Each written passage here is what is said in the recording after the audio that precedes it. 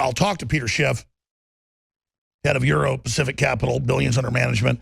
I'll talk to him about what he thinks is going to happen with the whole Black Lives Matter. Clearly, Obama's trying to destabilize the country. Clearly, Google and the media are pushing this, saying it's the police's fault, basically. They need to reform. So a cop does something bad in another state, maybe. So let's go shoot, 20 cops and kill 5 of them. I mean, this is really bizarre to see them going into high gear. How does this tie into things? A lot of elites are moving into bunkers. They're buying armored fortresses. That's even in mainstream news. What is happening currently? We've seen the Brexit take place. We see Deutsche Bank to sell $1 billion of debt to boost capital. We see the Saudis having to go borrow money. We see the Deutsche Bank's stock going way down. Some say that could trigger something really massive. Well, our guest predicted gold would start going back up. He predicted that we would basically see much of what is now unfolded. And so he joins us with an update on that. But I mean, first off, Peter Schiff, the situation with the war on police. I mean, you and I are libertarians. We've been against a lot of police state stuff. We're against corrupt things the feds are doing, my God. Your dad died as a political prisoner in federal prison this year. Irwin Schiff, a legend for his free speech. I mean, in prison for a book he wrote. So we're certainly not candy coating things. But what is Obama and Hillary endorsing Black Lives Matter, an admitted communist group? All these Twitter lets people go on and say kill cops. If you or I did that, we'd be arrested. What's going on here? Well, remember, she's got to always play to the Democratic base. She's got to make sure to check all the box of all the various constituencies.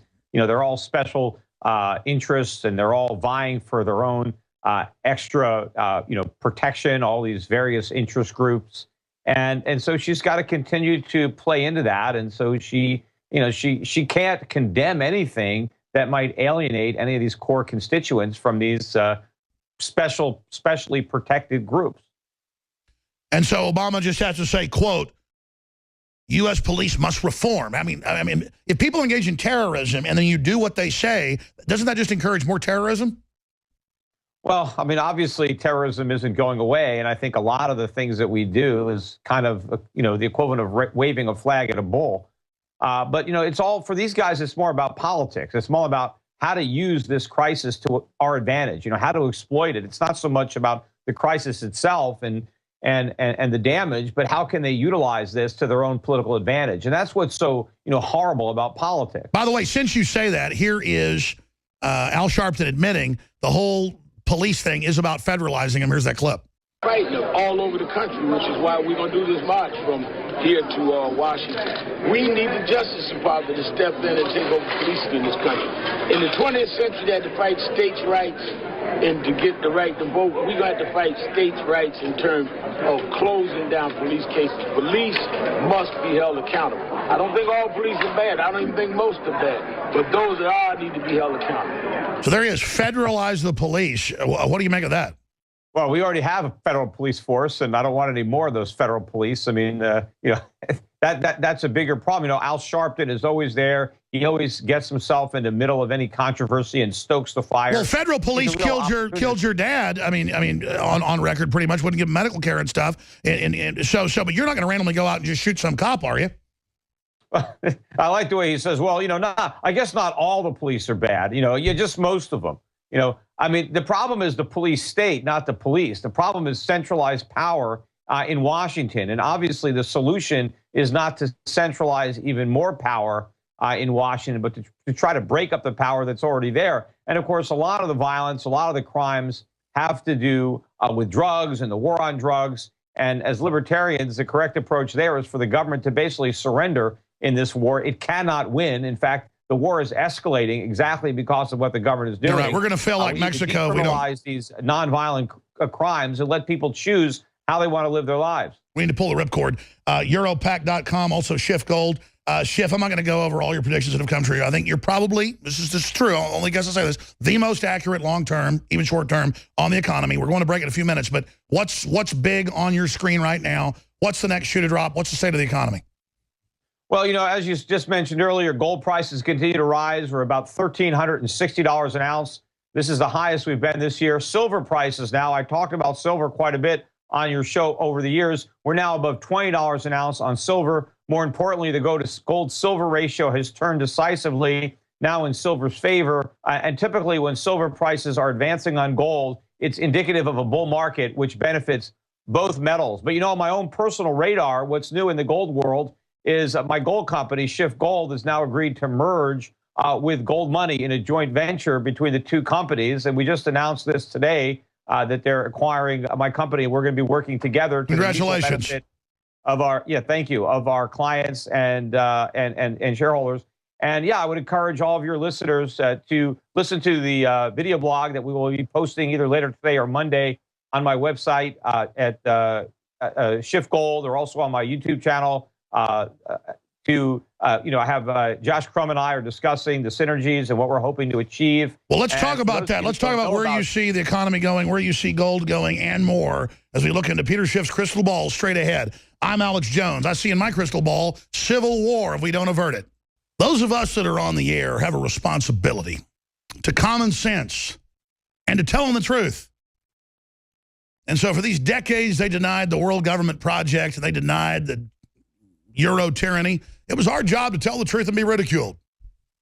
Like Nigel Farage said last week when he spoke to the EU Parliament, he said, "You used to laugh at me when I came in here and said we were going to expose you. You're not laughing now." And now there are movements in all 30 EU countries to leave. It's estimated most will, and the euro will probably fall. But regardless, we are headed into some very tumultuous times right now. Peter Schiff, Euro-Pacific Capital, one of the most accurate predictors so far I've seen. Long term, I'm not going to go over all of the things he's predicted accurately, but here we are now. We have other news up on Infowars.com. Black Democrat sheriff, Obama-Hillary fueling war on cops to exploit hysteria. Yes, the question is, why? To distract from their agenda. Man arrested for allegedly shooting at police officer in Georgia. So we're seeing all sorts of copycat, bizarre behavior intensifying there.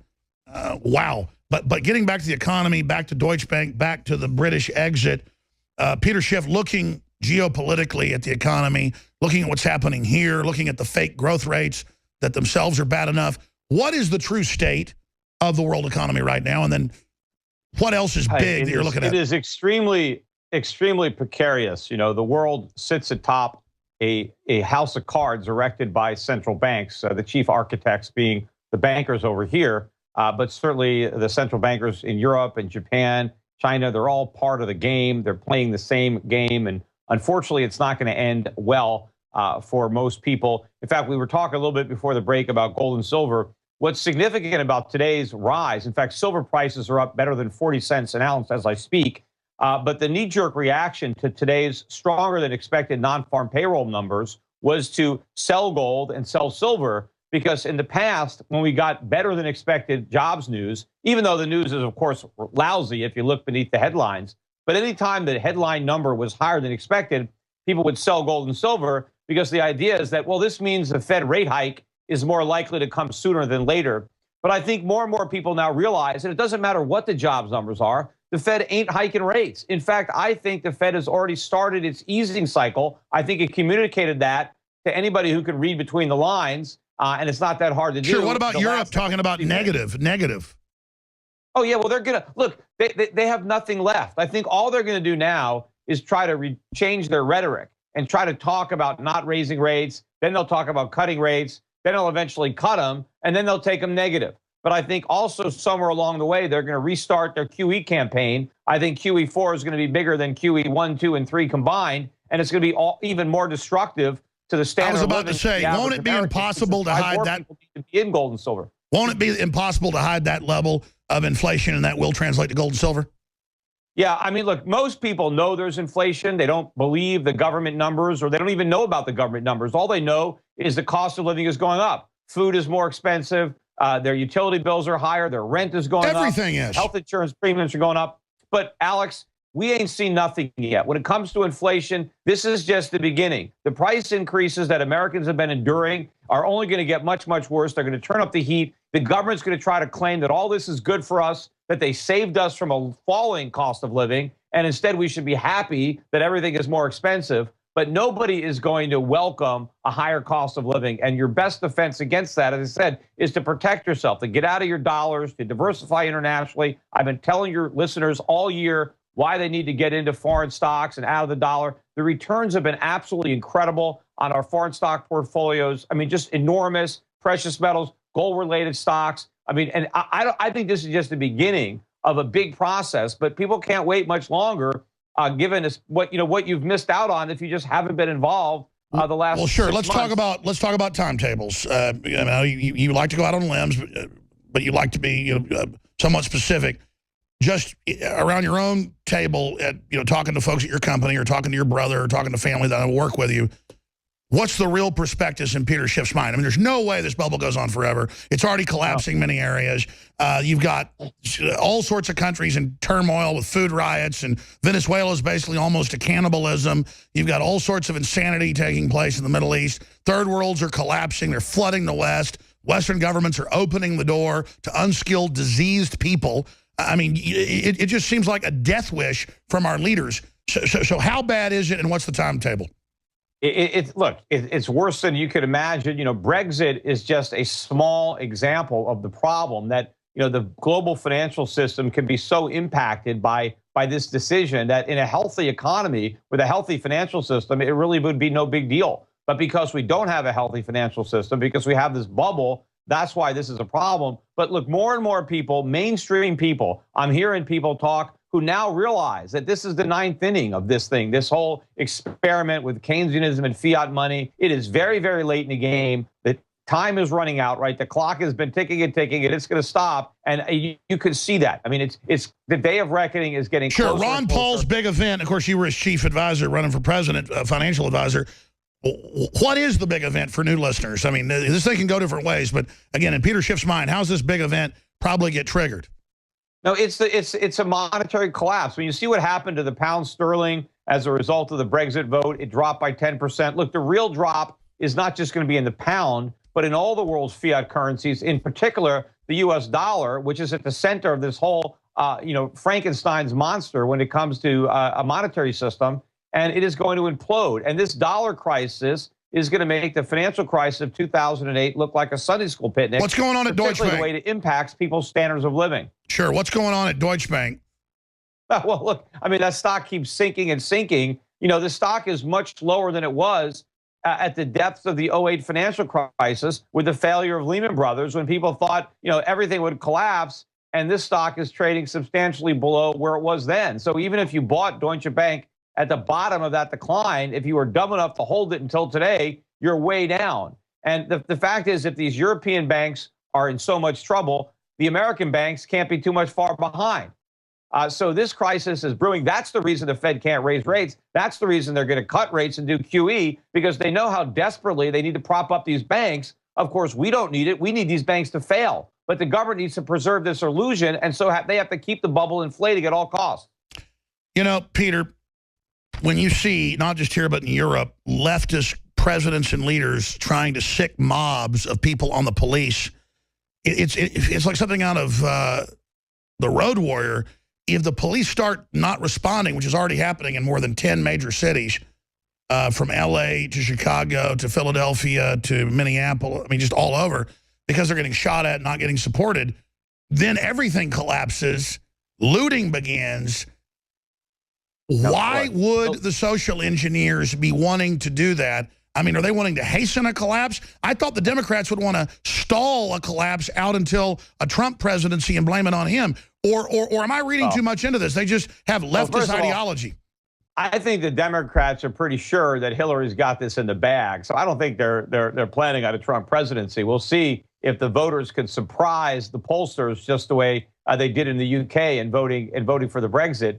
But, there is going to be, I think, rioting and looting, especially when we have a currency collapse, because I think then you're going to have shortages. I think the government is going to impose price controls, and I think there's going to be a problem for people to get goods and services that are in short supply, and the government creating artificial shortages rather than allowing prices to find a true market level. But, the politicians always come in and try to take advantage of a crisis and use it to expand their power and promise more government help is on the way from the crisis. But I think by then, people might have figured out that it's all this government help that is the problem. It's government that's the crisis, and the real solution is to get rid of government and go back to the free market principles that made America great in the first place.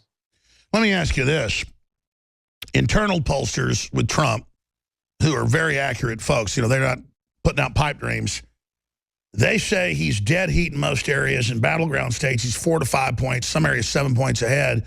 But Hillary just keeps putting out fake polls saying she's winning by 15 points. You're an astute guy. I know there's a lot of election fraud involved. That gives her a lot of points. A lot of folks are embarrassed to say they're for Trump, so that kind of gives him a leg up in some respects. But I got to say, I mean, if Trump really does get rejected, then it shows that America almost deserves what it gets, because he's not perfect. I know you disagree with some of his economic policies, so do I, like the low interest rates. But at a certain point, I mean, if America rejects Trump, they almost deserve what they get. Yeah, and, you know, if people don't know that Hillary is a crook based on what just happened with this FBI investigation, where basically, you know, they come clean about all the horrible things that she did, all the things, gross negligence, things that no rational person would have assumed you could do. She did all this stuff, and she lied repeatedly under oath to Congress. Yet despite all this, the FBI says, you know, we don't think there's any evidence here, because even though she did all this really bad stuff, we don't think she realized it was bad. And, you know, and the guy started talking about mens rea, which is your state of mind. And he said, you know, we don't punish people who don't realize they're doing something wrong. Yeah, what about my father? I mean, you know, my father believed 100% in what he was doing. He did not believe he was breaking any laws. He believed he was following the law and following the Constitution. But in his case, mens rea went out the window, and they put him in jail as a political prisoner. Does any rational person believe that Hillary Clinton, a lawyer, a trained lawyer from a high-powered law firm who was 8 years the first lady of the United States, was a senator from New York, and then the Secretary of State, does not realize that what she did was wrong, that having a private server unsecured in her own basement and using her own personal cell phone What about the tarmac to communicate meeting? top secret information, you know, from foreign countries, that she doesn't know that that's wrong? If she doesn't know that that's wrong, she is not only incompetent to be president, she shouldn't even be mayor of a small town, you know. But I think she knew exactly what she was doing, because she knew she was involved in so much illegal stuff with her and her husband, so many bribes and kickbacks and all kinds of stuff, that she wanted to hide her communications from the American public. And in so doing, she jeopardized the national security of the United States. Sick. She shouldn't be in the White House. She should be in the big house along with her husband. Absolutely. And just going back to your dad's case, we should talk more about that, just the evil. I knew your dad well, probably had dinner with him 10 times, had him on my show probably 100 times. Incredibly funny, incredibly smart guy. And I remember in the Las Vegas Review-Journal, it was like the judge said, I will let you out and not give you a sentence, but do not sell this book anymore. It was like the federal mafia. And your dad said, no, it's my First Amendment right. And he spent, what was it, like 13 years or something in federal prison, wouldn't recant, then they wouldn't treat him for cancer. Alex, they never actually offered to let him out. I mean, I don't know where you get that. I was sure it was in the Las Vegas Review-Journal before they sent him. Cancer, they wouldn't let him out. Sorry, go ahead.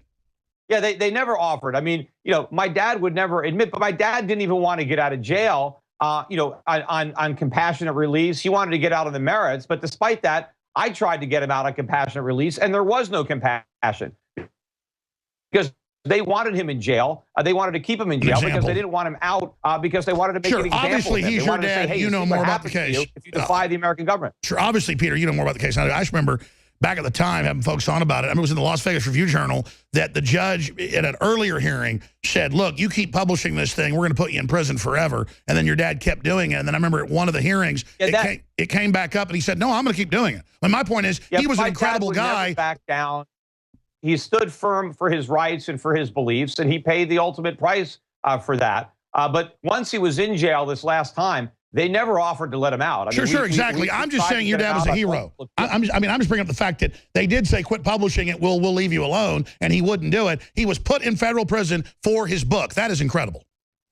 Well, I think, that's part of it. I mean, obviously, that's not the crime that they charge him with. They trump up all these charges of, you know, tax evasion and things like that. But the reason he was in jail is the same reason any political prisoner is in jail in any corrupt regime anywhere in the world. It's, you know, governments want to silence the opposition. They want to make an example of somebody to try to keep the people in line. You're absolutely right. But getting off your dad's case, very, very sad one, but also very encouraging one, how honorable he was. Look at the IRS persecution, though. And Obama never got in trouble for that. And MSNBC says, oh, yeah, right-wingers and libertarians deserve to be persecuted. I mean, have the Democrats not turned into like a brown shirt group of authoritarians? They don't get in trouble for anything. We are no longer a nation of laws. We're a nation of men. And if you're the right man, or in this case, a woman, then you're above the law. The law only applies to the little people. And then again, not even if you're, if you're doing the right thing, they take the law away from you. They take the protections away from us that are afforded by the Constitution. So we lose our constitutional rights, and the government ignores all the constitutional restrictions that limited their power. Right now, they have unlimited power, and of course, they're corrupted absolutely. Wow, Peter, I always say this to guests, but I've been asking some of the questions here. Looking at the world, what are some of the triggers for, instead of just a slide into inflation and a depression they never announced, but that we know we're under? What are some of the triggers? I mean, could it be cities going under, states going under, Puerto Rico and these so-called deals, the Brexit, Deutsche Bank? I mean, there's so many triggers out there. These are all warning signs that there's too much debt. That is the commonality.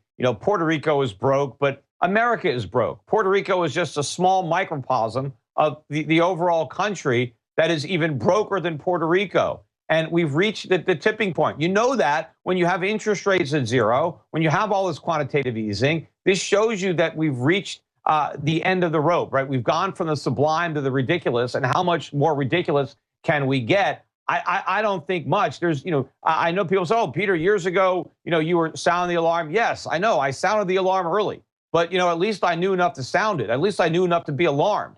And the bottom line is, it's the people who protect themselves early that aren't going to be wiped out by this crisis. It's the people who don't know that it's coming. They're the ones that have the most to lose. Sure. They don't even know it yet. I mean, remember how much people were surprised by the 2008 financial crisis? Nobody in the mainstream saw that coming, even when we were on the eve of it. But you predicted it. This is a much bigger crisis, and they're going to be surprised even more, and they're not going to get bailed out next time. Well, that was my next question. As domesticated as people are, what do they do when there's finally a really serious collapse or massive correction? I mean, it looks to me like the bubble's much bigger than it was 8 years ago. I mean, this is going to be explosive. Of course it's much bigger. If they would have let it deflate 8 years ago, we would have had more short-term pain, but it would have been productive pain, and we would have built a viable recovery on a solid foundation. Instead, they blew more air into an even bigger bubble, and now the pain is going to be excruciating. No problems have been solved. They've all been exacerbated. And yes, people need to take action now more than ever before to at least protect their wealth. That's all I can help you with. I can't help you, do anything else, but at least I can help you preserve the value of your savings and your investments, whether it's using gold as an investment, whether it's using it as a form of savings, using the gold money platform, or just investing internationally in countries that are not so screwed up, looking at New Zealand, looking at Switzerland, looking at Singapore, looking at Norway or Hong Kong or other countries where you can go.